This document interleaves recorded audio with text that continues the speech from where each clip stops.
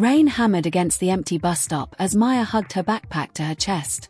It was nearly midnight, the last bus had just broken down miles away, and her phone battery had died an hour earlier.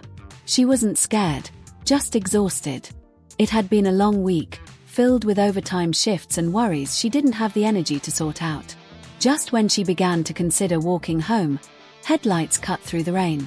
A bus, old, quiet, and unfamiliar, rolled softly to a stop in front of her. The doors opened with a hiss. Maya hesitated. She hadn't seen this bus on any route. The driver, an elderly man with kind eyes and silver hair, gave her a gentle smile. "Long night?" he asked. She nodded. "Come on. Hop in. I'll get you home." There was warmth in his voice, something steady and safe. Against her better judgment, but guided by exhaustion, Maya climbed inside. The bus smelled faintly of lavender and something like old books. Only one other passenger sat inside, a little boy, maybe 7 or 8 years old. He wore a red hoodie, swinging his legs and staring out the window with bright curiosity. "You can sit anywhere," the driver said. Maya chose a seat near the middle. As the bus began moving, she noticed something strange.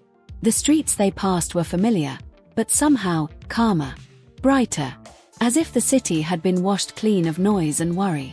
The little boy turned and smiled at her. "Are you sad?" he asked. Maya blinked. "Why would you ask that?" "You're holding your bag like it's going to run away," he said simply. She glanced down. He wasn't wrong. "I guess. I've just had a rough week." "My mom says every storm makes you stronger," the boy said.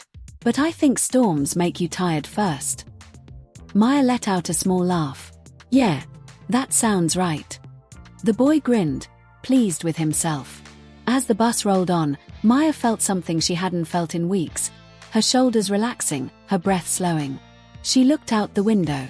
The rain had softened, turning into a silver drizzle. The driver spoke suddenly. "You know," he said without turning around, "you're a lot stronger than you think.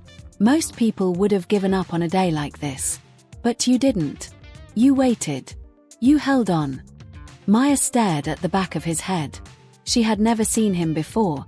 How could he know that? Before she could ask, the bus slowed. "We're here," he said. Maya looked outside.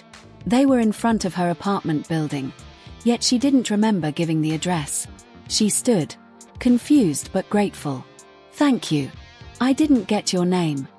The driver simply nodded. "Get some rest, Maya. Tomorrow will be kinder." A chill ran through her. She hadn't told him her name either. She stepped off the bus. The rain had stopped. When she turned back, the bus was gone.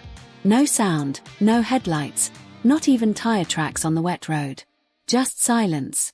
The next morning, Maya woke with a strange sense of lightness. Her problems hadn't disappeared, but they no longer felt impossible. Something inside her had shifted, steadied, strengthened. On her way out, she passed the bus stop and froze. A small red hoodie lay folded on the bench. She picked it up slowly, a smile spreading across her face. Whatever that bus was, whoever those two were, they had brought her home in more ways than one.